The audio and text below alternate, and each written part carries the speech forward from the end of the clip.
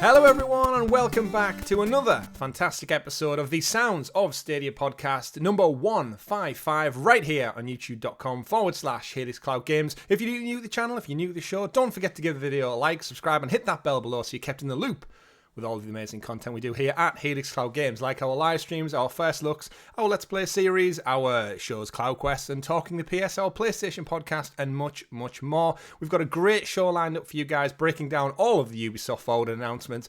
Plenty of games coming to Stadia by the looks of it. Some new games actually announced as part of this week's community blog. We've got Tencent investing majorly, a huge Cyberpunk expansion, the first of its kind and possibly the only one, a couple of DLCs, and some questionable decisions in terms of patches and updates that we're still waiting on, Richie. We're still waiting on. But I couldn't do the show without the aforementioned man of many pixels, Mr. Richie. How are you doing after that live stream? We're now, 4 hours into recording tonight? Yeah, it's good. Generally quite good. You're a few beers in. A few beers in, bit of confusion over a certain game, but it's all settled now, so we're happy. It's all settled. We're happy to discuss it as part of the news this week. And as I mentioned, don't forget to like, subscribe. Shout out to our Helix heroes, the wonderful folks who support us and the channel a little bit extra. We are terrible at self-promotion. I know this. We know this. We are only mere men, after all. But if you do enjoy the content, if you have watched many of our shows and programs and think, you know what, I like those guys over there, join us. Join our membership program. You get a couple of extra perks. And more importantly, as we head into our 3rd year anniversary, we're looking to give some prizes out to our members. So definitely jump in there, hit join, and sharing the love.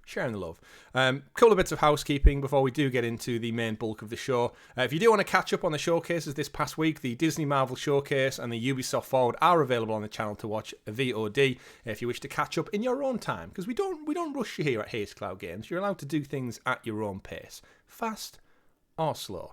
But I do want to point out our Helix Cloud celebrations. Our 3rd year anniversary is on the horizon. Saturday, the 1st of October, we have a whole day of streams planned. Video games, podcasts, shows, community interactions, quizzes, games, much, much more. But more importantly, some prize giveaways as well. We've got a Google Nest Mini lined up to give away, some Helix Cloud Games merchandise, stickers, and apparel that's unique for you, whoever wins it out there. Do let us know if you what you wish to join in, what you wish to play. And more importantly, in our Discord, you can give us a heads up of what you'd like to play with us. So exciting times ahead, Richie. 3 years is no mere achievement to be snuffed at in the world of content creation. But I'm looking forward to it. It's one of my favourite times of the year where we actually just get to sit down and just play games with you, the wonderful community, for like 12 hours straight, practically. Have a pizza, get some beers in, and just enjoy video games in the cloud, because that's what we are all about here. Richie, indeed. Before we get into the actually, we've got a busy show, so just quickly, what you've been playing this week? Just quick fire, what are we on? Since last we actually talked about it in the podcast, I got the platinum on Ghost of Tsushima. I did the Key Island DLC. Didn't trophy hunt on that bit. I just played the story, and I have since moved on to Trails of Cold Steel 1. Because it hasn't come to Stadia yet, I've bought it on PlayStation, and it actually came with an actual instruction manual. What's that? I don't know. It's like a 50-page instruction manual. So it's a hefty instruction manual then. Oh yeah, it's not just like sometimes you get like a little bit of paper in there, but it's like, no, this is an actual manual. Wow. An actual instruction manual. Remember those, boys and girls. Remember those. Of course, one final note before we do get into the show. This show goes live on a Monday. Podcast services, youtube.com/Helix Cloud Games. But we would be remiss to continue the show without acknowledging, of course, the passing of her monarch, Queen Elizabeth II. Rest in peace. I think we've got like a 10-day mourning. I think there's a bank holiday for the funeral. It's the changeover. It's already happened, of course, to King Charles, so long live the king, all that kind of rigmarole that we go through. But we just wanted to acknowledge it before we get into the show. I know a lot of people, whether you're a royalist or not, it's, of course, a big part of our history, and in fact, the entire planet's history. Whether you agree or not. But either way, rest in peace, Her Majesty the Queen. Richie, there's no easy way to segue from that into the actual news, but if you could do the honours of introducing us to the super sexy special Stadia story segment, aka the news. The news. I'm just going to turn you down a bit because that was very loud in my head. Yeah, my audio's all over the bit. Sorry about this, guys. That's all right. It's okay. We'll sort it out in post show as you do. But yes, the super sexy special Stadia. Sorry, I'm in there. The news. It's here, and as I said, busy breakdown, busy showcase. We're recording this just after the Ubisoft Forward event and the Disney Showcase event, but we've got nothing really to talk about in that one. We'll maybe criticise it a little bit. But yes, busy show lined up. We wanted to record the show after the fact because we knew there was going to be some announcements. Good old Ubisoft helping out Google Stadia with future games to come. And boy, did we get some announcements. There was some initial confusion, but we've since clarified it through websites. We'll break it all down, of course, but boys and girls out there, you should be excited because we've got a ton of games. I think we've got about 6 or 7 games coming to Google Stadia confirmed to talk about on this week's show. To kick things off then, Ubisoft Forward event. Before you do talk about the games, you can go trial them for free because I think, Richie, there was a Ubisoft Plus 1-month membership.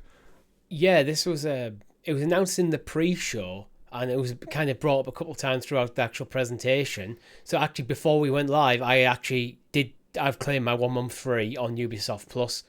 So you can. And that's running to claim until the 10th of October. Yes. Yeah, I run until the 10th of October. So it's not a 1 month free. It's 1 month from, the Ubisoft Forward.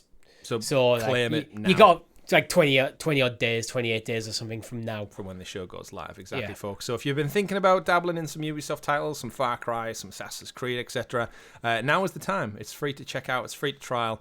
Just head on over to the Ubisoft Plus website to claim that one. So they kind of kickstart the show with kind of really putting a big push on Ubisoft Plus.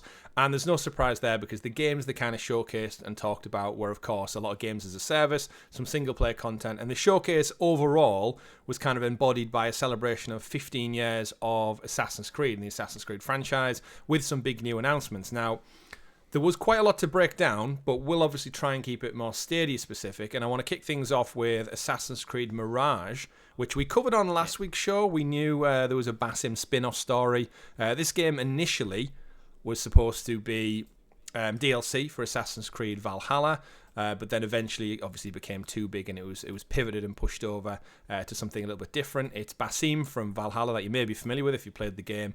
And just to give you a rundown of the description from the Mirage website, a shorter, more narrative-driven game than recent entries in the series, Assassin's Creed Mirage takes place 20 years before the events of Assassin's Creed Valhalla, as players meet a 17-year-old Basim struggling with a nightmarish vision and living life as a cunning street thief. Basically Aladdin, Richie. Fortunately for Basim, the Hidden Ones, including his mentor Roshan, voiced by, I'm not even going to attempt to pronounce the name, but she's got a fantastic voice, sees the potential and will help him flee Baghdad to the Hidden Ones' fortress as he learns their mysterious rituals and powerful tenets. He will hone his unique abilities, discover his true nature, and come to understand a new creed, one that will change his fate and in ways that he could never imagined. There is a lot more. Go check out the release on that one. So, big trailer, showcased him doing his best Aladdin impression through the streets, showing him getting his finger cut off to officially be welcomed into the Assassin's Creed world. We do know, of course, this will feature some more stealth mechanics, some more story-focused thing. It launches in 2023, and we will clarify, so this is, again, right off the back of the showcase event, so if the news changes between now and then, we do apologise, but at the time, Richie, we thought it wasn't coming to Stadia because there was no icon, there was no logo, hashtag logo gate. Yeah. To be fair, on the presentation, there was no logos for any platforms. Nothing, yes. And then it started to come out on social media with all of the content and the press release, which didn't include Google Stadia. However, there was Amazon Luna was there representing cloud gaming, and it said like Series XS, Xbox One, PS5, PS4, so it's still last gen, PC, and Amazon Luna. However, there has been on the official Assassin's Creed Mirage page, which I've just read that description from, it does break it down and it does say Assassin's Creed Mirage launches, insert all the things I just said, and will also be available on PC with Ubisoft Plus, Stadia, and Amazon Luna. It does say with a Ubisoft Plus subscription for the PC counterpart, but basically there's pre-orders up, there's like collectible editions, like they always do, the deluxe, the bonus content, all of that kind of jazz. So just to clarify, not confirmed as part of the showcase for Stadia, not as part of the press release for Stadia. However, the website in multiple languages does list Stadia as coming. And you pointed out during the showcase, Richie, that Mirage began as Valhalla DLC, which is on Stadia. So logistically, this game was in development as Valhalla DLC for Stadia. Then it became its own game. So there's nothing to suggest why it wouldn't be coming in 2023. But yeah, what are your first thoughts on Mirage? Are you excited for it? And do you think it'll come to Stadia? outside the completely unnecessary confusion about whether it was coming to Stadia or not, I kind of like. I mean, this trailer didn't really do anything to move the needle for me at all. But I was already kind of in on this because it's kind of going back to Assassin's Creed's roots. Mm-hmm. Not just in terms of like setting, but in terms of how the game I expect it to play. And I kind of like that idea as well. Just like, let's go back to... There could be a couple of branches of Assassin's Creed where you get the big open world RPGs, but you could also have a bit more linear, tighter narrative, stealth-focused stuff. That is where Mirage seems to fit. And I think Basim is quite a fascinating character. I mean, if you've played Valhalla... especially in the epilogue of Valhalla, you'll kind of... Yeah, definitely. Probably get why I think he's a very interesting character. Yeah, he could be with us for a while as well. I think it mirrors a lot of stuff from the original as well. I know there was, with it being the anniversary, we were almost expecting a remake of the first Assassin's Creed, and I think with his attire, the location being Baghdad, it mirrors Altair quite a lot. There's elements that seemed like, in terms of setting, there's at one point where it looked almost like the Assassin's Fortress, where you start off like Assassin's Creed 1 at. So, like, we don't know really. I haven't checked out where this is going to actually land in terms of the timeline compared to other characters. But there was a moment where I thought, could this be serving as a prequel almost to Assassin's Creed 1? Or it's at least somewhere in that era, like the era between Altair and Ezio. Indeed. But then there's elements that almost like linked it into Origins, and not Origins, more Odyssey and Valhalla, with like the pseudo Templars, the people who will become the Templars, like with the gold masks. Yeah, the hidden. No, what were they called? That's what I'm talking about. The Sons of the Harpy from Game of Thrones. You know they are. The cult. Yeah, they had different names in Valhalla and Odyssey. I haven't played Origins, but I assume in there. Yeah. But you know that these are the Proto-Templars. Like Proto-Templars. Yeah, I completely get it, yeah. Aside from all the Stadia confusion that was there, it looks like we are getting another Assassin's Creed game coming to, of course, Ubisoft Plus Day 1 and Cloud Gaming with Luna and Stadia as well. That wasn't the only Assassin's Creed game we got announced. I know we spoke about Mirage to some degree on multiple shows before. We also don't have much information, but at the end of the kind of little mini showcase within a showcase for Assassin's Creed's anniversary, they also did show off Assassin's Creed codename Red as well. We don't know really anything outside of a logo at the moment, so they've listed it as codename Red. It's being developed by Ubisoft Quebec, the guys who actually made Assassin's Creed Odyssey and Immortals Phoenix Rising and Assassin's Creed Syndicate, so some good pedigree there. The game will be the next evolution of the Assassin's Creed open world RPG, so it's essentially going to be the next big one in the franchise that's akin to Valhalla and Odyssey, and that's going to take players to the long-awaited setting of feudal Japan. So think Ghost of Tsushima meets Assassin's Creed, which is kind of what we've all anticipated and wanted for quite some time. Yeah. Didn't show any trailer, didn't show any concept art outside of the logo and telling us that it's in feudal Japan. There's a few bits we know, like the assassins are clearly seem to be the ninjas. Shinobi. The shinobi, that thing. The hidden blade is there. Which it would be in that timeline. But we've had Assassin's Creed games without the hidden blade, so that is actually, I think, something that is worth mentioning. That this game you can expect to be using the hidden blade, but again, it's meant to be an open world RPG. But if you're playing as a shinobi, I'm expecting this is going to be heavy in the stealth. You would hope elements. so. You would hope so. Yeah. As well as like katanas. Unless it's shinobi like Naruto, where it's like no stealth at all, just running around up walls and everything. Yeah. We don't know, of course. And to clarify, this one wasn't confirmed. It hasn't really. The pre-orders aren't up. The game's probably 2024 maybe.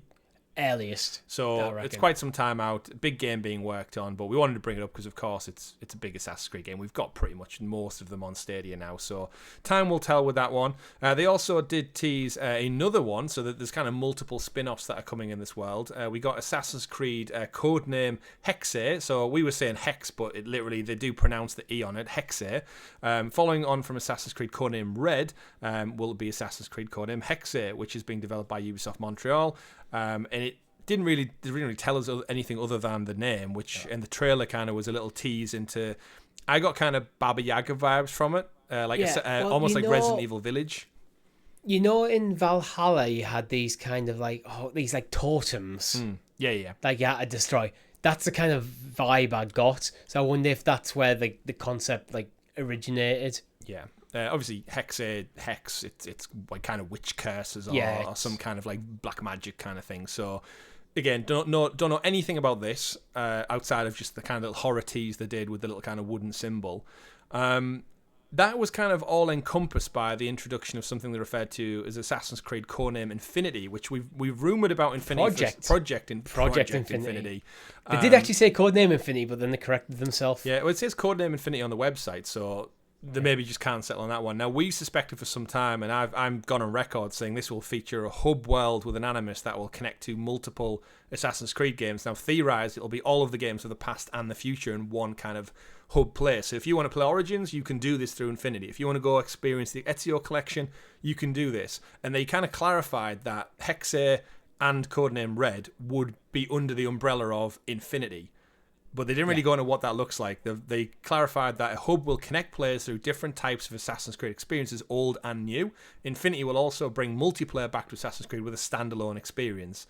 So I think I could be right in terms of what I've theorized and rumored. We just don't know what it is yet. They haven't really shown anything off aside from that. So what do you think, Richie? Do you think I'm bang on with Infinity or pretty close?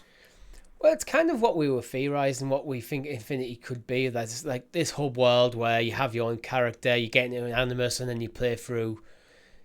So probably a combination, actually. I'm a bit surprised that Red seems to be following the tradition of a big open world RPG, the 80-hour experience like Valhalla or Odyssey. Because I thought Infinity was going to be almost a bit of a shift towards smaller stuff. But it seems they're just going to do both. Yeah. I could see Assassin's Creed getting its own subscription model. You've got Ubisoft Plus, and then you've got Ubisoft AC, and it's its own separate subscription. If you're just an Assassin's Creed fan, there should be enough content here for you to enjoy. Here's the thing: you have Infinity, you have your character base in there, you have the multiplayer stuff, which is probably aimed at keeping people playing in between games, in between content drops. Maybe once every 2 years they do a big drop, and then they have some smaller stuff in the interim single player stuff. Yeah. You know how we've had the stories where we've played as Cassandra and stuff in Odyssey. Yeah. In Valhalla, sorry. Yeah. They might have some more of that kind of stuff. But what I am quite happy is that there is definite single player narrative driven stuff in there, because I was a bit worried with the direction Ubisoft seemed to be pushing, that they might be just trying to turn Assassin's Creed into a game, just entirely into a games as a service. Yeah, I think there was always that kind of risk, wasn't there? There's still going to be some of that. Some of my worries still, I think, still exist, but the way they've described, with what little information we have about codename Red, does make me think of okay, this is going to be a fully fledged open world big Assassin's Creed experience as you'd expect it to be. Yeah. But it's also part of Infinity, so okay, everything's not just going to be piecemeal, microtransaction to death, season passes and loot boxes and all the other crap Ubisoft seem to be pushing towards. Yeah, they're not going to go too far into it. That wasn't the only announcement we did get, of course, that came from the showcase. And in amongst celebrating 15 years, they also announced, not Stadia specific, but kind of that Assassin's Creed world. We got a mobile game, codenamed Jade, which is taking place in ancient China. We got a partnership with Netflix. There's give us an update on the live-action Assassin's Creed series, which is part of the Ubisoft Film and Television Netflix partnership. We'll obviously see what that is if and when it comes. It's not really newsworthy for us. One thing I think we both agreed on during the showcase was we're not a fan of the codename moniker being attached to these things. You've got Assassin's Creed, and it's so, in my mind, it's set in a time and place, and adding the word codename almost makes it sound like spy thriller. And I just think you're setting your next game. It feels like a placeholder. Yeah, I mean, hopefully it's a placeholder. Yeah, you're setting your game in feudal Japan. You're showing off Shinobi. Just call it Assassin's Creed Shinobi. Assassin's Creed Red. Yeah. I think Assassin's Creed Red, Assassin's Creed Jade, and Assassin's Creed Hexes is better than Assassin's Creed Codename Red, Assassin's Creed Codename Jade, and Assassin's Creed Codename Hexes. Yeah. If you added, they didn't do it for Mirage, Assassin's Creed codename Mirage. There's no reason. It's completely. It's short. Yeah. It's short. It's easy to refer to. It's just AC Red. Yeah, and we know most people just say Odyssey. I've been playing Valhalla, You don't want people Yeah. saying I've been playing Codename Red because it sounds like you're talking about Mountain Dew. It sounds like you're playing some sort of spy thriller setting in Russia. Yeah, so a bit confusion, but either way, to clarify, boys and girls, Assassin's Creed Mirage looks set to be coming out 2023 to Google Stadia, unless we get some kind of logo gate twist of fate. We'll see. We'll keep our eyes peeled for that one. Do let us know in the comments below if you believe it's coming or it's not coming. Next up on the Ubisoft Forward doc, we got another game announced for Stadia in the form of a racing game. We got Trackmania. So I think it's about 2-year-old now, racing title that's been out for quite some time. Customize your tracks, get down on the track and play it. It's getting a cloud version that is coming to both Amazon Luna, I think it was confirmed for as well, and Google Stadia, of course. Trackmania coming in early 2023. The free-to-play racing game offers more than 280,000 player-made tracks bursting with twists, turns and obstacles, giving drivers a chance to compete and create with a community of more than 10 million people. Originally released on PC, Trackmania's console and cloud spring will bring cross-play and cross-progression to the game as part of the update. Richie, it's basically, I want to say it's a kart racer, but it's not. It's a little bit closer to a traditional, but it's got the vibes of like something in the middle. You know what it almost feels like? It feels like a weird hybrid of an F1 racing game with a kart racer. Set in like Hot Wheels. Yeah. Like, it's got the kind of craziness, probably the handling of a kart racer, but it kind of does look like the car looks a bit F1. Yeah. I mean, it's got like loads of loops and flips and neon colours, so it's... I think it could be fun. It's free to play, so there's nothing to lose in giving it a go. Yeah, definitely. And that's free to play even without Ubisoft Plus, to the best I understand. Yeah, it should be. Although that would be an interesting first, we think. But it's not really free to play if you need Ubisoft Plus. That's true. That's true. So. But definitely confirmed. Of course, Ubisoft supporting their games a little bit more. We know we should be getting a few other games that are coming to the platform yet to be announced. I wonder what's happening. Look forward to the stream on this one. Yeah, I think more importantly, genre-wise, we don't have that many racing games in this ilk on Stadia anyway. We've been crying out for a kart racer for quite some time. And like aside from maybe Nickelodeon races or something, there's not really much. I think there was a Disney one announced yesterday at the Disney Showcase, but we have no clue whether that would come to Stadia or not anywhere. So we've got Trackmania coming. Exciting times. I can't wait to actually jump into these vehicles with you, the wonderful community out there, and race and play along because, as we said, it's free to play. And more importantly, it's got an established user base. So I want to create some kind of Helix tracks out there.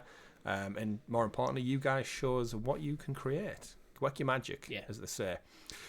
Next up, as part of the Ubisoft Forward, we also had the confirmation that Just Dance 2023 is also returning to the plate. Of course, we've had previous entries in the Just Dance series coming across, so no surprise, this one's making a return. So strap on your dancing shoes, Richie, and bust their moves in a new era as Just Dance sees the revamped version as a Dance Goes On demand platform, bringing new features like online multiplayer and a redesigned user interface, not to mention regular free content drops. Just Dance 2023 is coming with 40 new songs, including blah, blah, blah, blah, blah. I'm not going to rattle off the playlist. Available in 2023. So, November 22nd, I should say. It says 2023 edition and then goes on to say November 22nd.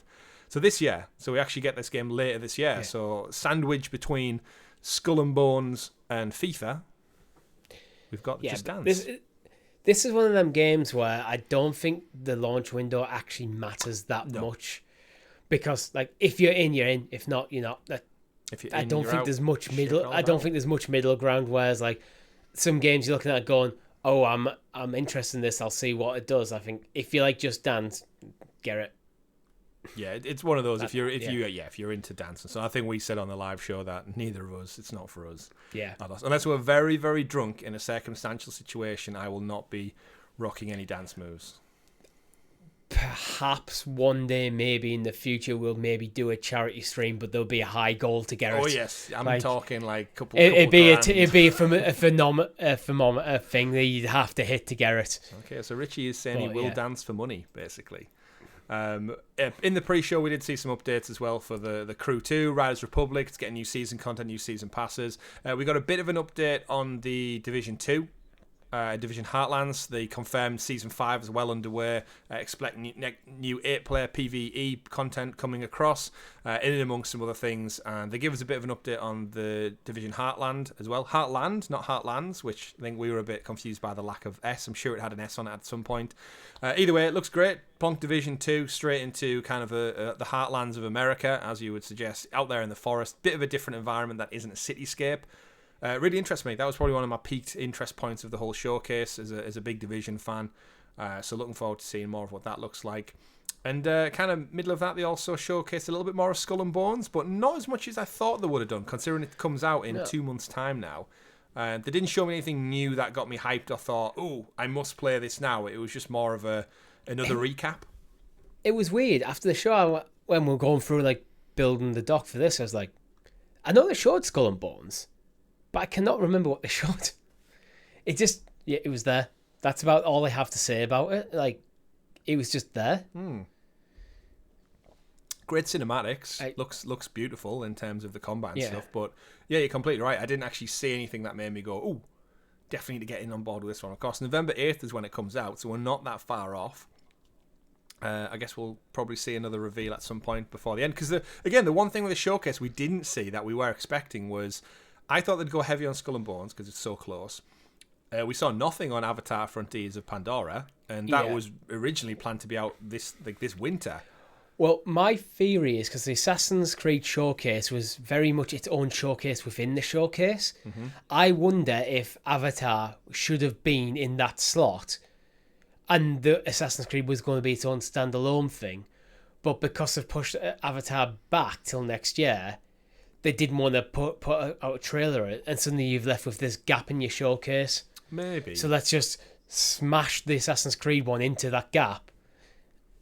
And that's it. Because the Assassin's Creed showcase was about half an hour in its own right. It was its own chunk of the show. So that could have been its standalone thing easily. Yeah, definitely. So yeah. There wasn't really that big wow moment, but during the live show we put that down to the fact that they didn't have much to show for I think the big Assassin's Creed reveals at the end would have been bigger. They confirmed Mirage like over a week ago now, so that was kind of like, all right, we knew about Mirage, we knew about Basim's story, and then they announced the Feudal Japan one with Red, and they didn't really have they had like a 15-second clip to show, but there was nothing like, whoa, look at all this, and like to get people hyped. So again, they'll probably saving it for a future forward. My suspicions are we probably will get one in kind of springtime, just because of, like I said, for Avatar that wasn't here. We may even see them at the Game Awards a little bit, but not as many big pops as I was expecting from the showcase. It was a great showcase, but not as many big things as I was hoping for. If Avatar's first quarter next year, maybe rather than putting Avatar here when it's not going to be in the immediate future, they'll go, oh, well, we can push this back to Game Awards now. Yeah. Definitely. But we know Ubisoft have got more on the horizon in the future, because one of the news stories this week to kind of attach onto this one is the giant mega conglomerate company Tencent have increased their stakes in Ubisoft with a €300 million investment. So it looks like Ubisoft isn't necessarily down for a full buyout, but they're happy for some outside of investment. So Tencent now has 49.9% stake in the Guillemot Bros, which have the largest stake in Ubisoft. So it's a bit of an odd one. So basically, Tencent have invested in the Guillemot Brothers, which is Yves Guillemot, who's the kind of the Guillemot family. It's their holding company, basically. Yeah, so Tencent Ubisoft have invested in the company that is invested in Ubisoft. So it's kind of like an Inception. I invest in you, you invest in them, and there's it's interesting. Weird business reasons. It is, yeah, because you would kind of say, like, well, just buy shares in Ubisoft then. But maybe it's just a case of, like, because maybe if Tencent are trying to take control of Ubisoft, if other shareholders are just not willing to sell. I mean, I'm sure there's situations where you can force people to sell, but it's probably difficult. So the Guillemot family just going, well, actually, you could just buy this holding company off us. Yeah. And that way, then you take control via us rather than through the normal stocks and shares. Yeah. Yves did come out and say the expansion of the concept with Tencent further reinforces Ubisoft's core shareholding around its founders and provides the company with the stability essential for its long-term development.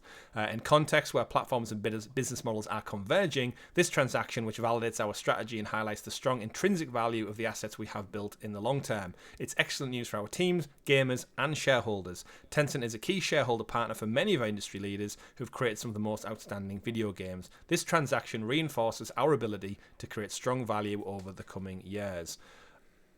Point of note, Ubisoft shares dipped quite a bit after this announcement. So I think everyone was expecting a big buyout, and then with the news, Tencent were kind of investing. I think it basically made it not seem possible, because now it feels a bit behind people's backs in certain ways. We're as for well. sale, but these guys have just came in and also rebuffed a lot of our treasury with 300 million euros. But we're still for sale.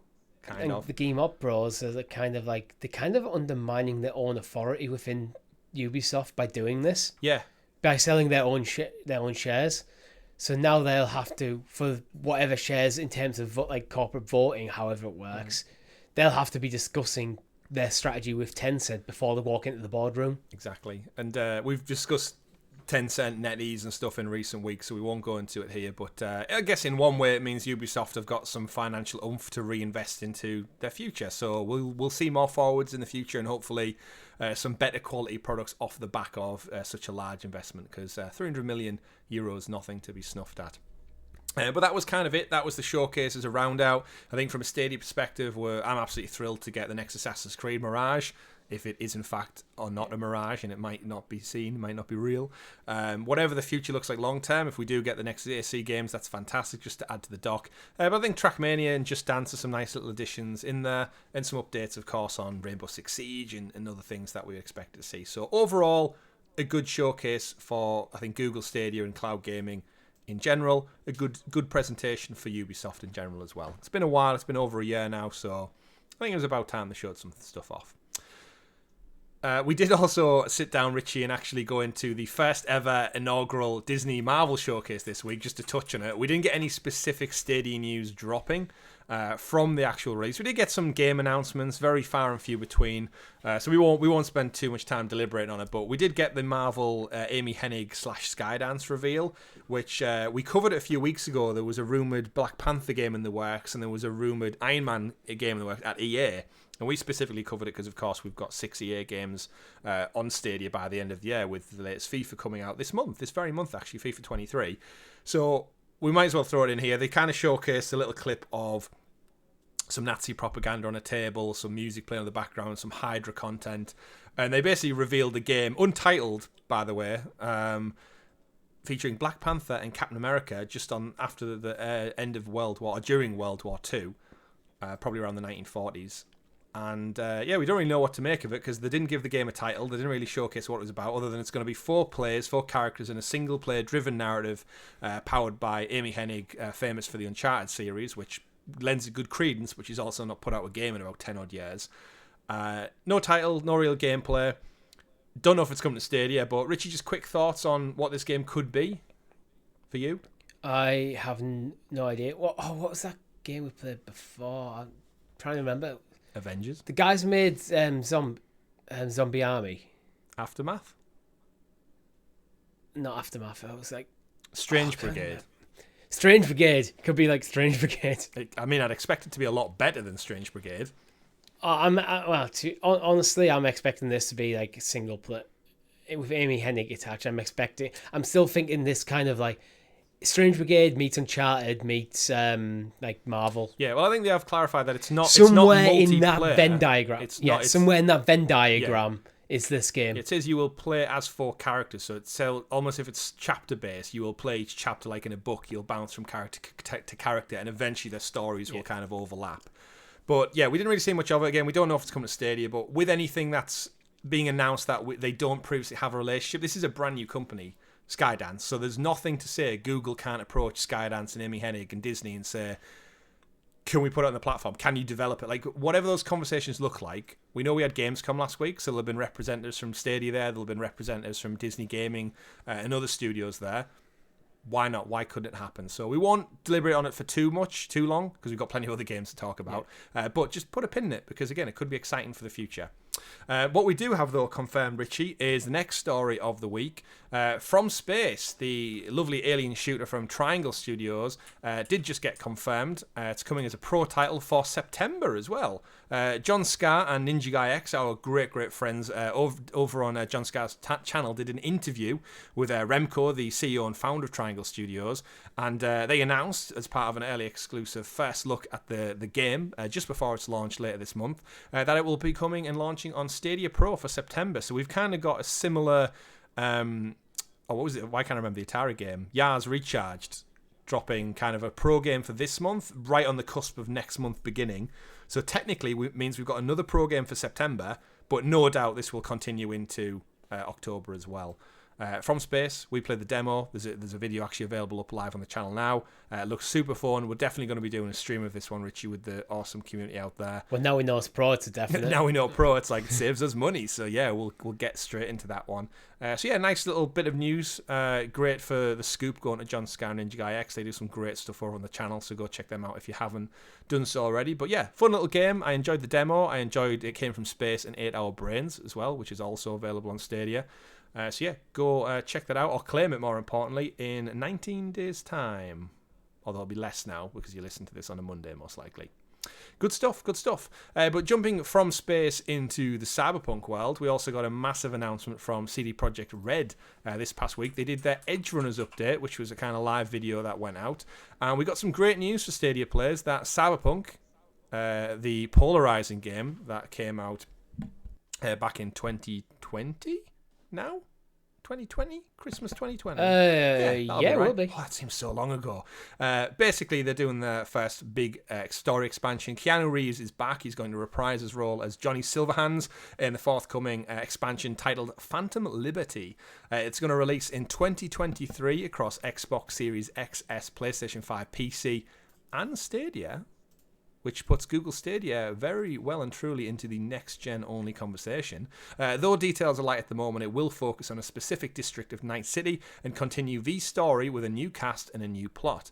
This came, of course, part of the Edgerunners special live stream they did to promote their new Netflix series, Cyberpunk Edgerunners, which is like kind of a little animated feature that's going live on there. And details are thin on the ground. Of course, we do know about the updates coming. They've done a lot of patches and a lot of overhauls since the game launched. We know the game has been very, very polarizing because it ran like shit on PS4 and the original Xbox, and then it was pulled from the PlayStation Store. But we didn't have a problem over in the clouds, Richie. We played on Google Stadia, and in fact, I'm glad to have you here. In there. It wasn't perfect. It still isn't. But I'm glad to have you here because you're one of the few people I know who actually finished Cyberpunk. I did. So DLC, the details are light on the ground right now. What would you like to see from Project Liberty? Is it Project Liberty, did I say it was called? Phantom Liberty. There's that many code names and projects thanks to that Ubisoft stream. Where could it go? Where could it go? Without spoiling it. I mean, it's got more Johnny Silverhands in there, Keanu Reeves' character. Mm-hmm. That's always a win. Win-win. Wow. It just feels like it's going to be more Cyberpunk. I haven't watched the Edgerunners stuff, like Same. The anime. So I know there's going to be stuff like that getting involved. So I don't really have any sort of like basis to what that could be. But if they kind of fixed the bugs and the issues that they've had in the past, which is seemingly they've getting there, if not done it entirely, bringing in more Cyberpunk, it's a good thing. It's a good game. It is actually a very good game. Mm-hmm.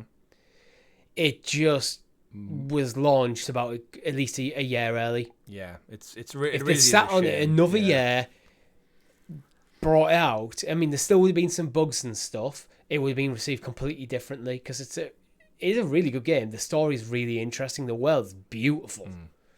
Yeah, they've introduced a lot of stuff in terms of overhauling certain mechanics, systems, AI, vehicle combat, new gameplay, melee combat, the cyberware upgrades that you do, and a lot of stuff. And it's called the Edgerunners update because it does tie in with the Netflix series.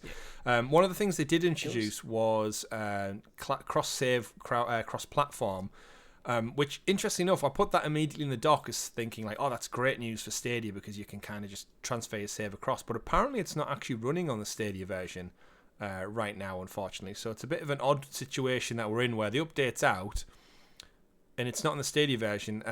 Cheeky Boynik or Bionic. I always thought it was Bionic, but now I'm looking at it. It's not. Stefan Boink. Boink. Indeed, he's put out a little kind of like a workaround. I say I'm hoping this will be patched or rolled out to Stadia. But if you go check out his Twitter handle, that's cheeky BOINC. He's put a kind of step-by-step guide how to do it. You basically need to save your sync to the GOG version of the game, unzip your file, transfer it to a different folder, copy the file to a manually created folder, and then load into the game and save your file to the cloud version as part of the update, and then you can open it in GeForce Now and play your Stadia save that way. I wouldn't dream in a million years of doing it this way. No. But it's like there is a workaround if you want it, but realistically, as part of the update, I would hope it would just cross progression via cloud save would just become the norm. I can see a point behind this. So let's say you've been using the Stadia version, then you bought yourself an absolute kick-ass gaming PC, and you want to go back to the game, but you want to bring your save forward. Mm-hmm. I can see the purpose behind that. But for me, with cross-save, I think that's less important than cross-play. Simply because I don't have very few situations where I'm playing a game on a platform, then want to completely change the ecosystem of playing that same game and continue. So like, I get it if you're moving from like PS4 to PS5, that kind of thing. It's like, I want to just take my saves with me, because this is just, in my mind, the same iteration of the next iteration of the same platform. But so I was like, I'm not too bothered personally by this. Yeah, it doesn't get me there. If I want to play Cyberpunk, I own it on Stadia. I'm going to play it on Stadia. I have no interest in buying the game on another platform just for the sake of it. I don't see the benefit. It's beautiful on Stadia. I expect it better on like PS5. I expect it looks better on PC. But it is good enough on Stadia that when I played it, I got completely lost in that world. Because I played it over my Christmas break. So there's a good maybe 3-week period where, over my Christmas break, I was off for like 10 days. And pretty much all I did was play Cyberpunk. Yeah, I remember you playing it because I got stuck with a bug, which stopped me from finishing it, ironically. The only real bug I had was my weapons would occasionally just stop firing for no reason. But it was like quick save, quick load, and I was done. And it's fixed. Yeah. And with the saves on Stadia going that quick, it was like, yes, it's annoying, but I can get around it. You can get around it, definitely. But either way, big news for Cyberpunk. One of the little details that did come out of it as well is they've started referring to this as the only story-based expansion. They initially spoke about expansions plural, and they've since worked their wording back to this being the only one story expansion. I think initially they had planned for 2, similar to The Witcher, of course, Blood and Wine, and what's the second one was called? Something. The 2 big ones that were I never actually played. I never well played received, them, and they've kind of reeled it back. Obviously, everything's been knocked back an additional year and a half due to the fallout from the initial launch, and then COVID, and then the stock prices and everything else. So no surprise, we know they're doubling down on The Witcher, which no doubt is going to get them back in everyone's good graces. Of course, Witcher Next Gen, which may be coming to Stadia, fingers crossed, because how well Cyberpunk performed. Hopefully there was some kind of deal between Google and CD Projekt Red when they negotiate the Cyberpunk launch to get The Witcher Next Gen included. I'm holding out for that so I can fully play The Witcher for the first time, but we digress. Edgerunner weird, interesting thing I've just noticed when I searched for Cyberpunk on Google. I was expecting to see like an Amazon listing. There's no Amazon listing on the front page, but the Stadia link is there. That's new. I've never seen that before. Oh, like as in takes you straight to the storefront from a Google search. Yep, and then she says launch and play Cyberpunk 2077 in seconds -Stadia. Yeah, we've seen that in the browser in recent weeks that it's happened for some games in some territories and not. So good to know that. This is just a search listing. It's not like a wee browser edition. Cool. So cool stuff. Yeah. Keeping with the game news though, on top of Cyberpunk, we also got 4 games that were announced as part of a community blog, which is great to see as well. We got an initial community blog and everyone thought, oh, there's no game news this week. And then on the Thursday, we got a next up on Stadia community blog, which actually brings us 4 games. Some of which were ESRB rated before. We spoke about them on the show. Some of which were not. So just to break these 4 down, we got the confirmation of Snowtopia coming. So developed by T for 2. and published by Goblins Publishing. It is a date to be confirmed, coming soon, but essentially, Snowtopia is a world of endless winter fun. Build the ideal ski resort to keep your skiers smiling all the way down the mountain. Get to know every cliff and every crevice as you plan. Place lifts and build essential facilities. Take on the challenge to create a resort where life is always good. Plan out, skiers, sit back and chill, and enjoy the mountain in Snowtopia. This sounds cool to me. I like the look of this. It's kind of like city skylines in the snow. I was thinking more roller coaster tycoon, In but the you're making snow. ski slopes rather than like roller coasters. Yeah, good concept. Looks fun. This is one we did have rated or rumoured in previous weeks, so it's been clarified now. Coming soon. Anything to do with snow, I guess, is a great time to have out this coming winter. So if they're ready to announce it's coming soon, my guess is we'll probably see it. I wouldn't be surprised next month, to be fair, at some point. Done early access in Steam already. So yeah, fill your boots. Snowtopia. It's got a feeling of a Philly pro game snowbirds. for me. Oh yeah, all of these announcements have pro game feeling for me, Richie. I think it's safe to say we're not going to be forking out too much for these if we're a bit patient. Aside from Snowtopia, though, we got the next up game to be announced. One that has actually eluded us. I haven't seen this anywhere, and that is Somni. Published by Antler Games, Somni is a multiplayer psychological horror first-person shooter where players will need to banish ethereal beings, ghostly entities that are not always visible to the naked eye. To defeat them, you need to find some evidence first before you can face off against these monstrosities. Switch your playing style is one of the features. So when up against these ethereal beasts, it's sometimes best to hide under beds or in closets. These types of entities are confined to the residence and can corner a player if they are perceptive enough. Unlock unique perks and abilities. Become fully immersed. It's playable on mouse and keyboard, gamepad, with up to 6 players online co-op. So definitely a stream with the community in there, Richie, somewhere. We love a good horror game here at Helix Cloud Games, especially if we can get the community involved. So it's kind of like an interesting hybrid, this game, of kind of horror, Resident Evil, you got to hide, like Alien Isolation, you got to hide from some of them. In others, you can kind of attack head on. It makes it sound like each enemy or each ethereal beast has got kind of a different thing. There's some that are relevant, that are always present in the open world. Others require hiding. And others, it looks like you got to attack them for your best chance of survival. So, what are your thoughts on this one? It's a bit of a unique kind of mixed match of different horror approaches and styles with a Alien Isolation kind of skin over it. I don't really have many thoughts about it. The one thing I've noticed from the Steam this thing, because it's been in Steam Early Access, it still is in Steam Early Access at the moment, but there's VR support over on Steam. So, I mean, I'm not expecting VR anytime soon in Stadia, but it's just interesting to be aware of. Like, I mean, the tags are simulation, 3D, horror, first person, and realistic. It's kind of, I really don't know what to make of it, to be honest. And again, it's in early access, so Looks scary. Yeah, it does. Definitely some jump scares. There's definitely some weird creatures. I think the cryptids are kind of like little spider things. You can see in the community blog on one of the GIFs. I don't like spider things. I think they're creepy.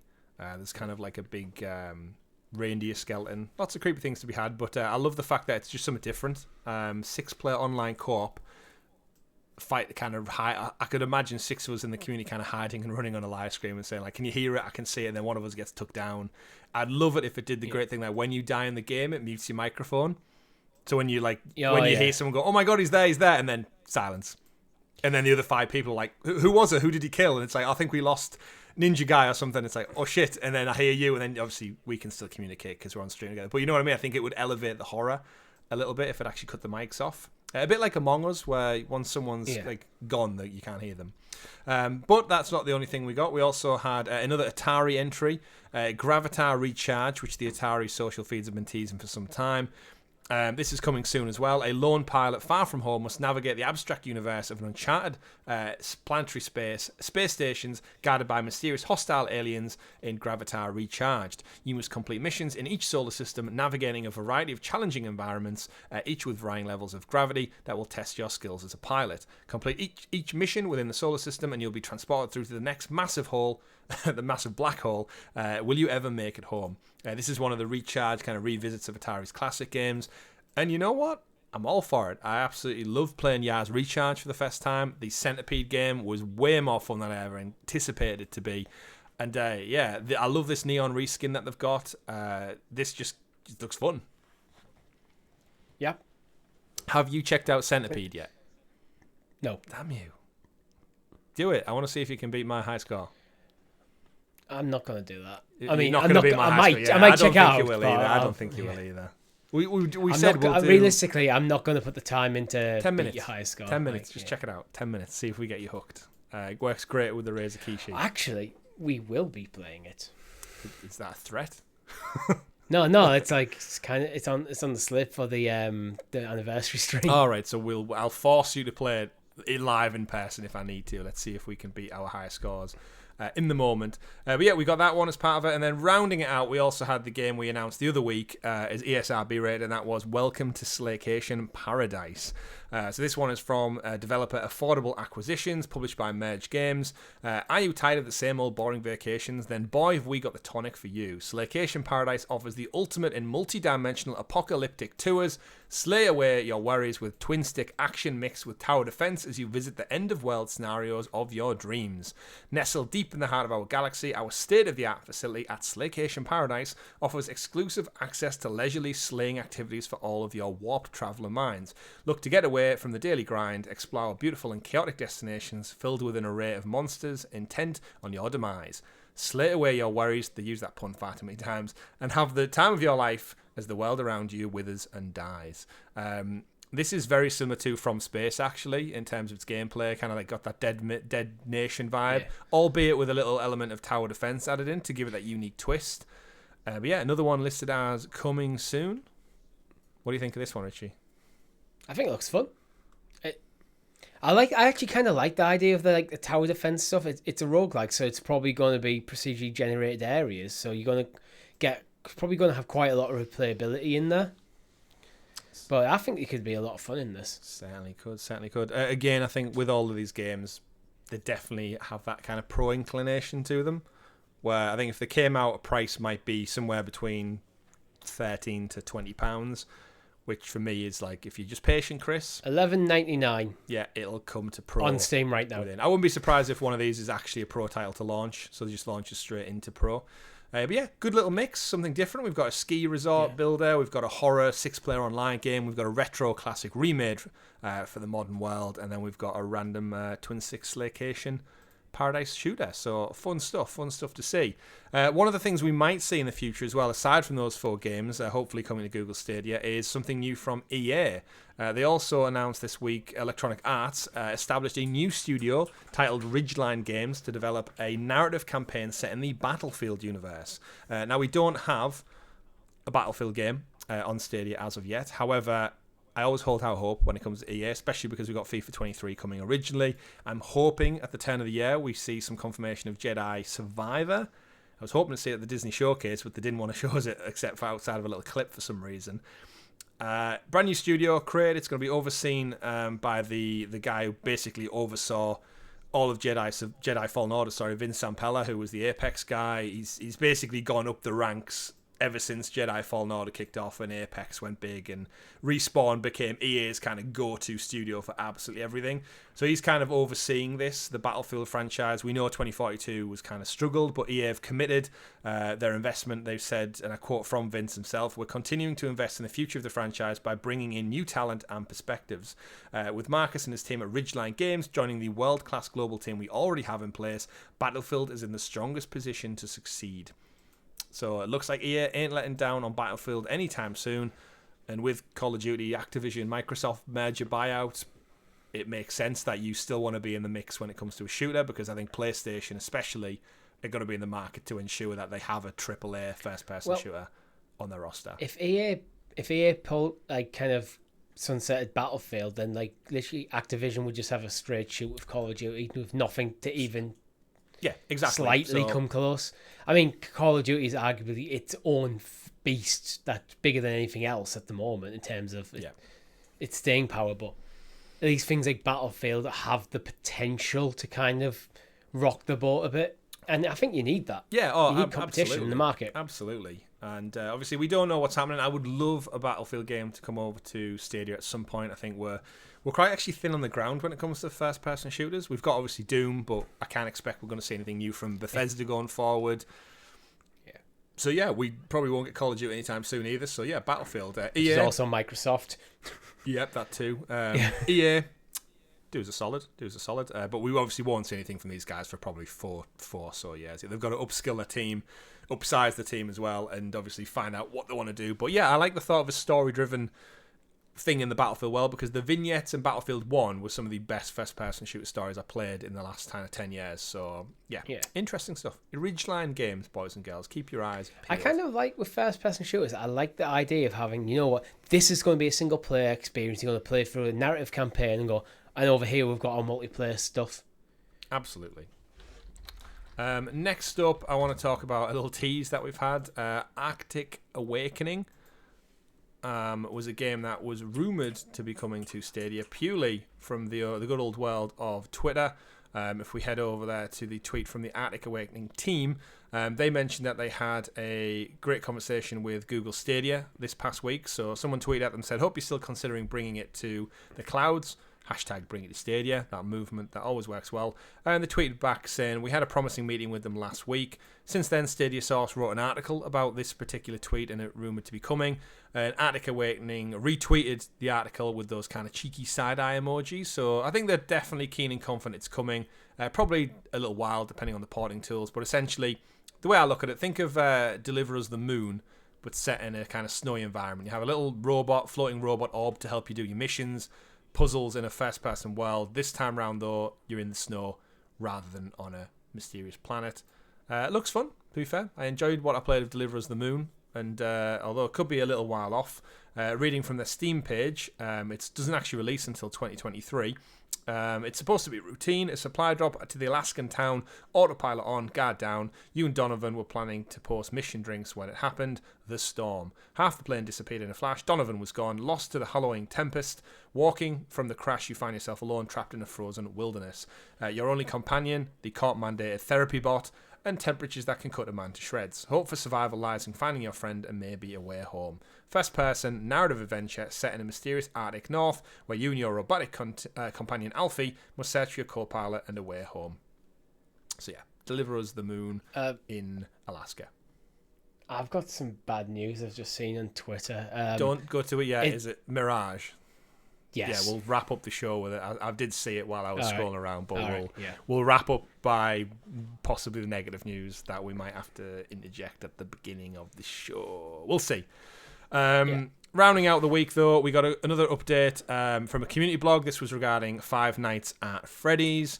Five Nights at Freddy's Security Breach in particular. We got the Edgerunners update for Cyberpunk. They also cleared that crowd choice has arrived to Security Breach. Now, we had a first look at this up on it. Richie, you were on the sticks. We enjoyed what we played of it, albeit a little bit creepy, a little bit frustrating at times. Yeah. It's not really our world, the Five Nights at Freddy's universe, but I appreciate it for what it does. And the game was generally more fun than I expected it to be. Yeah. For me too. They added crowd choice in, which basically means streamers can now dive in and give the audience the power to choose which route the streamer should take: loading dock or prize counter, Monty or Chica, staying or leaving the Pizzaplex. The player stats are also revealed as part of your playthrough. It'll be shown on your Stadia Gamers profile. Of course, loads of people out there in the Five Nights at Freddy's universe were kind of tweeting saying, like, when's this coming to PlayStation? When's this coming to the Xbox? And it was like, haha, crowd choice is a Stadia exclusive. It's a feature unique to Stadia at this moment in time. Again, it's a bit of a, like, for me, it's great that it's got it, but crowd choice in a game that I didn't really feel like there was many decisions to be made. No, it's like kind of like time costs elements. It was a bit like, okay, so do you just reach a point in the game, freezes, and then goes, do I go here or there? Like, I only felt like there was a handful of actual decisions to be made during what we played of it anyway. Yeah, there might be more later on where it felt like very much quite a linear experience, to be honest. Like, you get to areas where it's a bit more open, but it's like very much, because it's all first person. I don't really see where crowd choice comes to play, but clearly they have a good idea of where it goes. Where it goes, indeed. So either way, if you want to check that out, if you're a streamer out there, I know Brian at the Nerf Report did a quick look into it, tested it out, so there's definitely content out there. But yeah, crowd choice. Maybe the game maybe gets more open as you get through more areas. It may do, but it's again the thing with crowd choices. I feel like it needs more frequent options to really like a Telltale game would be fantastic for crowd choice. Unless it's one that like the streamer can just activate it and go like put it to the crowd, go where we're going next or something. Yeah. There's loads of ways it could be implemented. Oh, definitely. It just seems like an odd one after the fact to add in. But again, more crowd choice, more exclusive features to be implemented, the better. So win-win. Some of the features I would like to be implemented in some games, Richie, would just be straight up damn DLC, because there seems to be this kind of ongoing trend in a lot of titles right now that we're not getting the DLC. And the reason I mention that is because there was an article from 9 to 5 Google who seem to be chasing up. So Ben Schoon doing some great work over there regarding players experiencing major performance issues and multiplayer issues on Google Stadia. And we've seen this across multiple games now, and I think it's good that the guys over at 9 to 5 Google are starting to, in a way, almost kind of cultivate and collect all the different issues. And they do a monthly kind of changelog blog post regarding Stadia, kind of what games have came, what updates have came, and at the bottom they've started to add in any bug fixes, and they reached out to Stadia regarding these. But at the moment we've got Risk of Rain has been broken for weeks, so we reported Risk of Rain 2 is having a problem. World War Z still missing its crossplay that was promised from June onwards. Wreckfest is missing seasonal content. Outward has no definitive edition, low rendering. Ark Survival Evolved has an out-to-date version which breaks the server support, and Humankind has been missing updates for several months. And the reason I mention it is because the Together We Rule expansion for Humankind has just been announced, and it does have a Stadia logo at the very beginning actually of the trailer.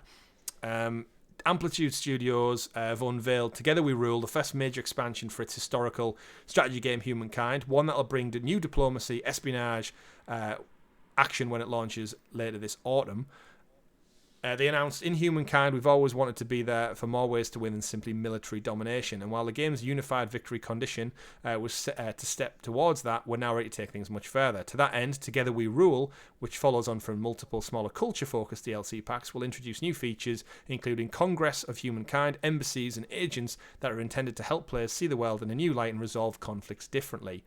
Breaking down a little bit further, the Congress of Humankind will essentially give players the opportunity to vote and decide on political doctrines and international conflicts together, rather than just all-out warfare, and then they go on from there. Richie, you've played you dabbled probably more in Humankind than I have since our initial first look. This game's kind of been a bit behind the times with most of its updates, and this one is apparently coming this autumn/fall. It's kind of sour because this was like revealed to be day and date on Stadia. It seemed like a good get for Stadia, because it's, with it being a more mouse and keyboard focused game, it's one of them games where, like, yes, you can get away with it in a controller, but you're going to have a better experience on a PC or Stadia.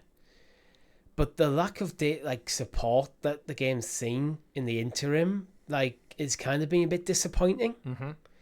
It feels like every time we talk about Humankind, it's kind of a negative thing, which kind of sucks, to be honest, because it's a good game.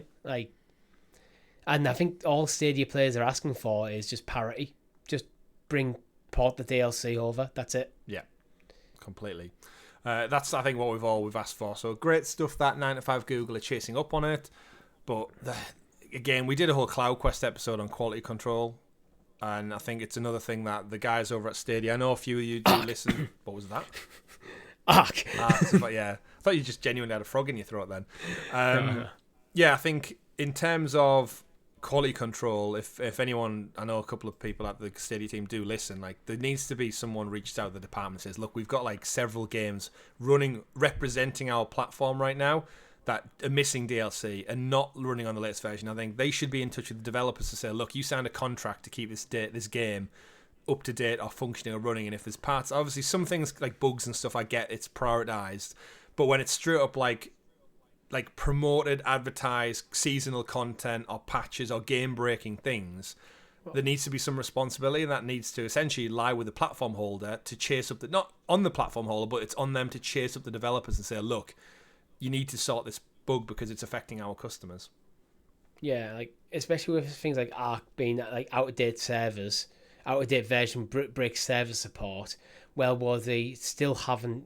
We've pretty much finished that game, or at least to the extent where we intend to play it. Yeah. And crossplay is still not a thing.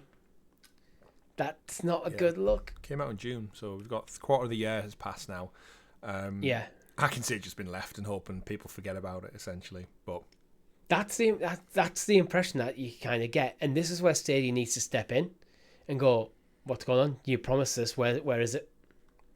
You promised this. You told us this." Yeah, it's kind of like, I'd say better late than never, but who knows? Hopefully, one of the things we won't have to wait on better late than never, though, is a recent tweet from Klabater. Klabater, would you say? How you'd say it, Klabater Publishing, announced over on Twitter that they are an official partner of Google Stadia Publishing. Klabater is a global production and publishing house. The company offers complex services. Yeah, they're going with all the PR speak, but basically the tweet says, "We're now officially a Google Stadia publisher. Our titles soon will become available on this modern Google streaming platform. Stay tuned. You'll not only get new games, but also a new place in the cloud to play them. Hashtag game development, hashtag indie games, hashtag Stadia." Some of the games they put out, they've got Kaju Wars, Tin Can, but more importantly, their upcoming game, Moonshine Inc., where, similar to Snowtopia, actually, Richie, you just basically set up a moonshine making facility, and it looks like the kind of deep American South in the swamps or the forest. Dukes of Hazzard style. You kind of have your map. A little bit actually like 100 Days Wine Simulator, where it looks like there's a kind of narrative story told through sketch art books, but then you actually do go into the world and become a distillery of your own making, using ingredients from the local shop, growing it, crafting recipes, and selling your wares onto all the locals, whether that be legal or illegal. Could be good, this one. I like the look of it. Again, we don't know if this one's confirmed, but this is Klabater Publishing's next title in the works, so it would make sense they'd want to get their newest one out and then kind of maybe work backward through the library. So, looks good. Going by what they've been saying, it feels like it's going to be the entire library that they're looking to bring. Yeah, it does seem like they're going beyond just the one game. Why would you announce yourself as a publishing partner just for the one-off title? But yeah, I mean, October 27th is when it comes out on Steam, Moonshine, so maybe launch with your biggest one and then wind this back. It does actually look like some of these things may have come about because of Gamescom. Maybe. We've seen a few things, like the Arctic one. We've talked about that in the past, how like COVID may have meant that it's made it harder for Google to form them relationships within the industry. Indeed. So exciting things. There was a couple of little bits we won't go too much in terms of news. There was an APK breakdown listed earlier this week. It's broke down again by the great guys over at 9 to 5 Google, doing some fantastic work. So Cal Bradshaw over there, as always, breaking down those APK files. There's a bit of news around Party Stream coming to mobile. We know it's since only been available on desktop, so that's great to see that expanding. And there was a rumour in there about a Ubisoft Plus promotion, which now we know is the 1 month free from the Ubisoft Forward, so win-win on that front. But Richie, we do have to round the show on a total flip of the coin to where we start the show, which is we're back to Assassin's Creed Mirage, are we not? Yes. And about just over an hour ago, boys and girls, we told you that it was at the showcase, Ubisoft Forward. They didn't show any logos on anything, so that was okay. But then the pre-order news went up, and there was no Stadia. But then we found a couple of links. Assassin's Creed Mirage was listed for Google Stadia. And Richie, what did you see on Twitter? Is it the same thing that I've seen? I saw Gem at Gemberg Gaming update. Stadia was removed from the AC Mirage article. Yeah. It was pointed to him by at R4K1B _. Great name. But yeah, it seems like. Yeah, I have kept half an eye because it did seem because we pretty much went from Ubisoft Forward to recording this, and it's like it did feel a bit nebulous up in the air. Yeah, we weren't actually. So initially, for viewers and listeners, when we built the doc for the show, we did it like straight away after the actual Ubisoft Forward, and because we didn't have clarity, we actually bumped Assassin's Creed Mirage further down the news stories because it wasn't officially confirmed. And then just before we went into actually recording, there was the links for the pre-order page was showing up with Stadia right next, nice and snug, right next to Amazon Luna. And then in the hour that we've recorded it, it's been removed, so you guys can see it on screen now. The exact same transcript that I read from about an hour ago. Stadia has been removed from this section here. So as of 11:15 in the UK on the 10th of September, it's not coming to Stadia. However, give it till the morning, we may be reporting and talking the PS tomorrow that it's coming to Stadia again, the way the story's developing. Yeah, we're going to record Cloud Quest and talking the PS tomorrow. It might be different, but I guess just to round out the show, Richie, this is one of those things where just Google Stadia, get your together with this marketing, because I'm just fed up with this now. It's like, I don't mean to suddenly go on to a rant, but it's 11:15 at night. We've been doing stuff for how long? And within 1 hour of doing this show, your marketing team, whatever the hell is going on, like, is it an accident? Is it not? It's happening far too frequently for this to be acceptable as a consumer of your platform. It's just not good enough as far as I'm concerned. I just want to know what games are coming. Yeah, your audience. But then it's that thing of like, if your logo's not going to be there, you're digging a hole for your own grave essentially, because loads of people see the tweet and go, "Oh, great!" It wasn't there, then it was, and now it's not again. It's like, and you've got Origins, you've got Odyssey, you've got Valhalla, you've got the DLC. You partner with Ubisoft. You can get Ubisoft Connect on your platform, but we don't know if the expanded DLC Mirage is going to come in. Probably 6 months' time, the game's going to be out, and you don't know if it's coming to your platform, or you're not willing to promote it for some messed up marketing reason. Sort it out. Sort it out, because it's embarrassing. Your company is worth millions and millions and millions of dollars. Bear in mind, the pre-orders are up now, so if you think about buying this game as a certainty, which I'm guessing you would have been, if you decided, I want to pre-order this game, you're probably just going to buy it on PS5 now. I was going to anyway, if I'm honest, but I like the trophies. Yeah, but I mean, if it was, because you want it for the trophies, but if it was very much A, B, where do I play it? Yeah. You've lost the sale. Yeah. It's just, how long are they going to do this dance for? The platform is nearly 3 years old, and for every good bit of work they do, it's 3 steps forward and 5 steps back. You're nearly 3 year old now, Steve. It's about time you start to grow up and get your marketing in order, because it's embarrassing. Fuck it. Luna's better than you at this stuff, and they're not even in the UK. It's just, yeah. So, sorry to round out the show with a little bit of a rant there, folks, but I'm getting a bit tie-tie here in the UK. It's getting really warm in this room as well.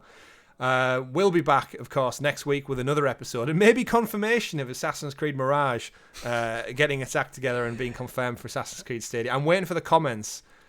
I mean, we will be talking about the PS, but we'll have to put it in the kind of like description now that says, if info's changed between now and recording, at the time of recording, Ubisoft and Stadia lied to us, and either way, let us know in the comments below if you listened to this hour-long show and thought, great, Mirage is coming, only to be disappointed at the end like we were live in the moment. But that has been it for episode 155, the longest-running Stadia podcast in the world. We'll be back every week. We're the only people stupid enough to continue, Richie, covering all these ins and outs and turnings going on in the world of Google Stadia. It's there's one thing to definitely say. It's always interesting. It's always interesting. Yeah. But yes, like I said, that's been it, folks. If you've stayed with us this long, thank you very much for watching. Don't forget to like, subscribe, and hit that bell so you're kept in the loop with all the amazing content and rants we have here at Helix Cloud Games. We'll always give you our honest take, and you just got one live there in the moment. Hopefully we'll get some confirmation. But we can confirm for you that Cloud Quest will be dropping this very Friday. If you are a Helix hero, one of our amazing patrons, you get that up to 6 days early, along with stickers, badges, exclusive content, and more importantly, when we start to celebrate the Helix third year celebration, you might get a little freebie for being a Helix hero. So if you've been on the fence, if you're thinking, I'll watch these guys, I like the takes, I love the content, but I'm just one of them quiet lurkers in the background, support us a little bit more and you might get a nice sticker out of it. I know it's not much, but we're not loaded over here. We're not Assassin's Creed, Ubisoft 10-cent money, dishing out games to every platform when it comes and when it feels comfortable to us. Help us out, will you? We're going a bit crazy over here at the Helix Cloud Games world.